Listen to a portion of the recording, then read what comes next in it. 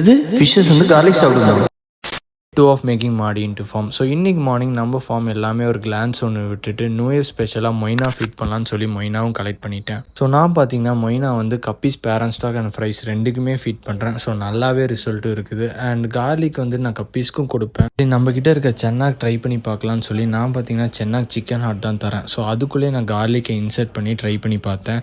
Maximum நிறைய fishes வந்து garlic டைரெக்டாக ஃபீட் பண்ணும்போது எடுக்க. ஸோ இந்த மாதிரி ட்ரை பண்ணி பாருங்கள், உங்களுக்கு நல்லாவே ரிசல்ட் இருக்கும், ஃபீடும் எடுக்கும். கார்லிக் ஃபீட் பண்ணுறனால ஃபிஷ்ஷஸ்க்கு நிறையாவே பெனிஃபிட்ஸும் இருக்குது.